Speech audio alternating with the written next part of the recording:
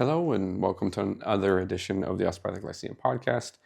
What I'm going to do today is present very generally the results of an experiment that the students here at the Osteopathic Lyceum did.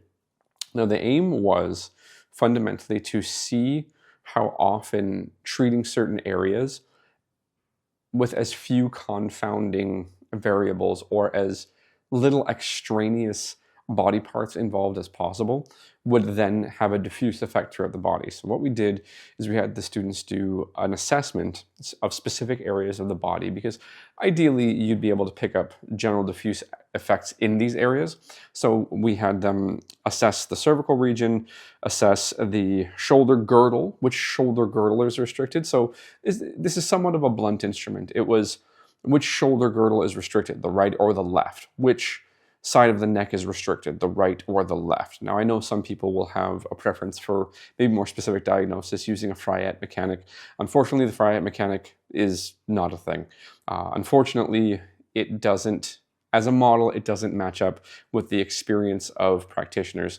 There is research out there that asks osteopathic practitioners how often they use the Fryette model, and they say, well, we use it for reporting all the time, but it's not what I clinically see. So I report with a Fryette mechanic, but I don't see a Fryette mechanic. So superficially, that gives us reason to say that it's not what it's cut out for. So I understand that some people would prefer a Fryette type diagnostic, especially with vertebral regions, but no, we're just looking for which side is restricted, right? So we ask them to diagnose the cervical region, the shoulder girdle, the vertebral column broadly, the hip broadly, the knee, and the ankle. So we're looking throughout the body, kind of top to bottom, big areas where you're likely to find some amount of change if a method has a diffuse effect, right? So we have it, and I'll overlay this. So as I'm saying this, I can probably be overlaying this in the video, but we applied two cranial approaches, one abdominal or visceral short lever approach. We treated the shoulder girdle short lever and the hip short lever. And now the reason we did everything short lever is so that you weren't moving a piece of the body that wasn't the area you were trying to treat and then assessing for diffuse effect, because it becomes a confounding variable, or a variable that will confuse what you're able to observe. So I'll go over this and I'll present the percentage and essentially what it would mean. How many people out of 10 would you see this in? So we did CV4, compression of the fourth ventricle. About 50% of the time, or 5 out of 10 people, their neck restriction that was found will change. You get into the shoulder girdle and 26.32% of the time. So you do CV4 and 26.32% of the time, the shoulder girdle that was restricted will change without you touching it. So that essentially means 2 out of 10 or 3 out of 10 people, depending. 21% of the time, the vertebral column changed just from doing CV4. 2 out of 10 people, their back will change when you do CV4. And when we get into the hip, it's 7.89%, so that's under 1 in 10 people. The knee changed 10.52% of the time, so that's 1 in 10 people. And the ankle changed essentially 0% of the time. Not essentially, it's 0%. So the interesting thing there as a pattern is if you essentially put your hands on the base of the skull in the region of the nuchal line, about 50% of the time, the vertebral restriction will change. It doesn't mean it disappears, it means it changes. So you can have a diffuse local effect. But the moment you get past the neck, it's 2 or 3 people out of 10 and then less. So it's not a method that you would choose to have diffuse effects. Now, most people wouldn't claim that it's going to have diffuse effects. They would say it's much more of a local effect and much more of an obscure effect because they're aiming at the cerebrospinous fluid.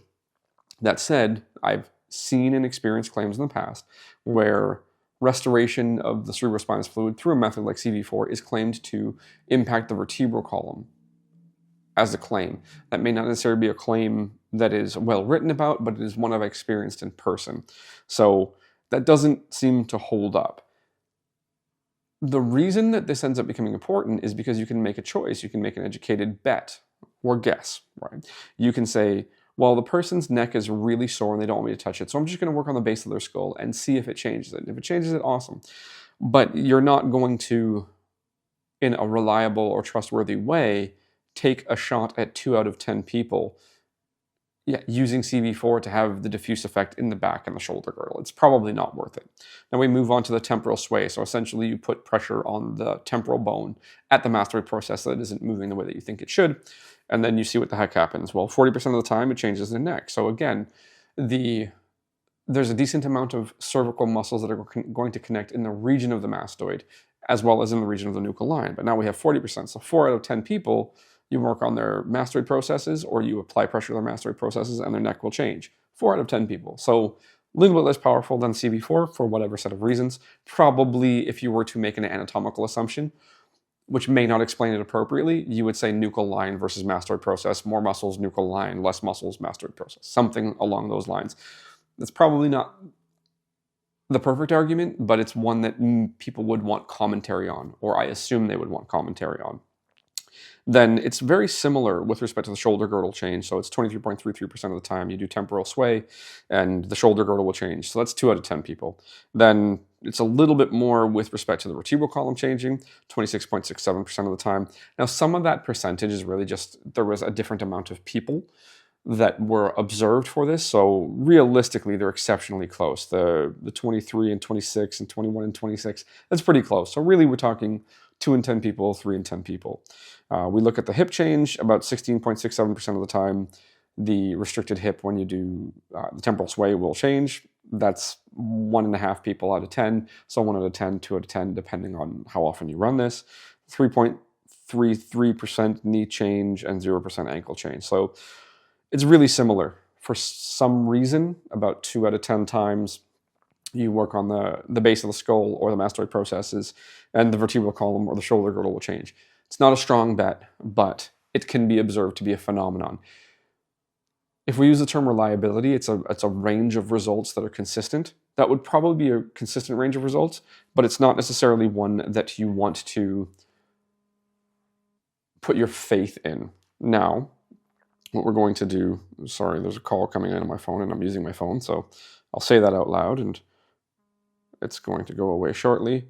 And I won't edit this out because, sometimes I appreciate awkward pauses. Now, when we do abdominal short levers, so essentially you soften the area of the abdomen that is noted to be restricted after a quadrant test, the neck changes 8.82% of the time, so less than 1 in 10 people. The shoulder girdle will change 5.88% of the time, so half a person out of 10. The vertebral column will change 26.47% of the time, so that's 2 in 10 people. So working on the abdomen, especially short lever, very unlikely to consistently, in a broad range of people, impact the vertebral column. Then we get into the hip, and 41.18% of the time, the hip will change. Now, some of that may be because you utilize the pelvis to mobilize the abdomen mildly. The instructions, if you look at videos on the YouTube channel, you'll see what this would have looked like.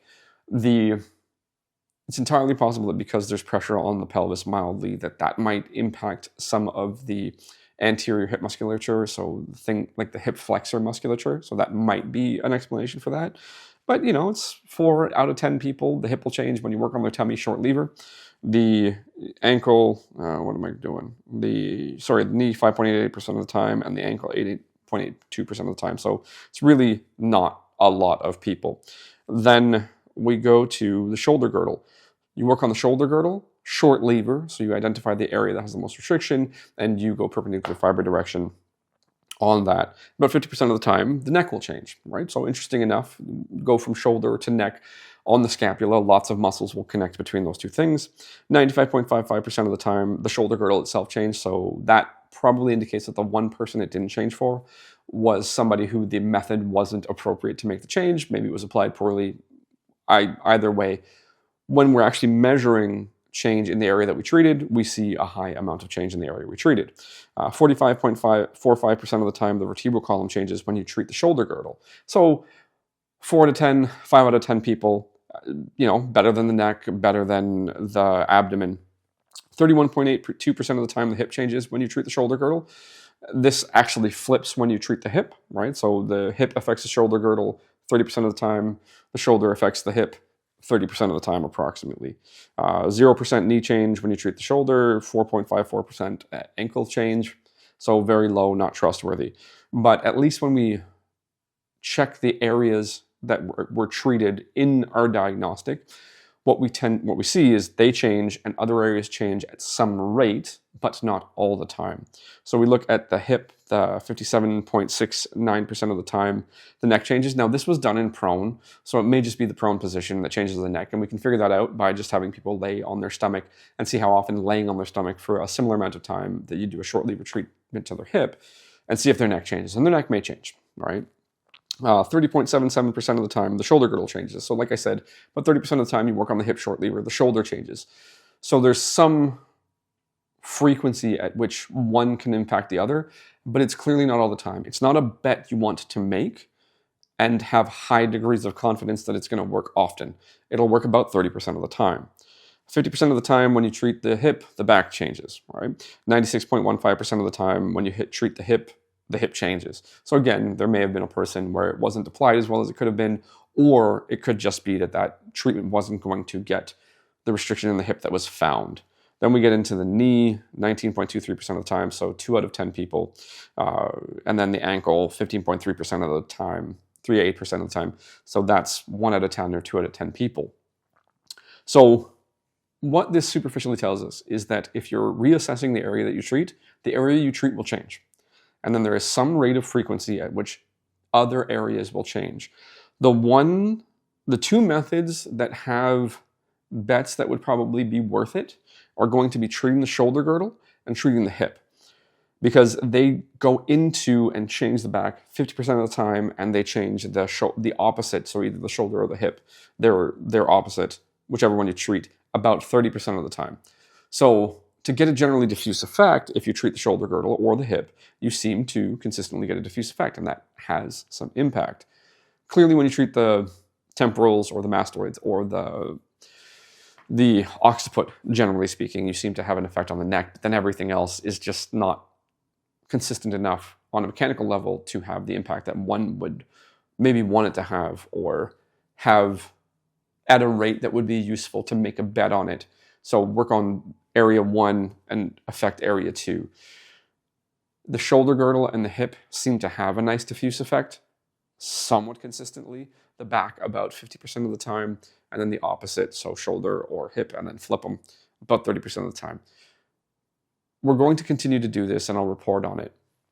But what it, again, very superficially allows us to show is that it seems to matter where you treat. Where you treat can have diffuse mechanical effects, but the most important effect, or the most consistent effect, is where you treat does seem to mechanically, on an exceptionally superficial level, with some confounders, possibly lots of confounders, it seems to make a difference. So where you treat is where it's most likely to change, and then there will be some diffuse effect, but it's not always a diffuse effect. It's a diffuse effect sometimes at a stable rate. So it allows us very initial opportunity to say that those who claim that the effects of hands-on work are generally non-specific, and that's the most powerful effect.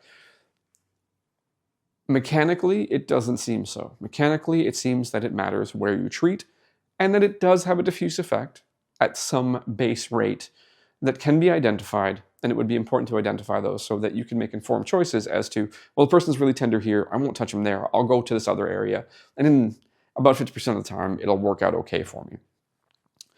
So it allows us to start highlighting the edges of that story, or that observation, or that phenomenon, and have it be clinically useful so you can make more informed choices more often, instead of simply saying, well, it doesn't matter where you touch them, it just matters that you do touch them and how you touch them, and that's what's going to do everything. Well, I'm not so sure. I think it matters where you touch them with respect to the mechanical side, at least. Then, if we can show this phenomenon consistently across time in varying areas and for varying reasons, and it holds up about similar rates, then we've noticed a phenomenon. And then we can say, well, what other effects does it have? How often does it have effects on heart rate and blood pressure as proxies for autonomic function? And the students are doing stuff like that in their thesis experiments. So we'll be highlighting that across time. It just takes time for everybody to get their work done. So thank you for listening this long, and hopefully you've learned something. We'll talk again soon.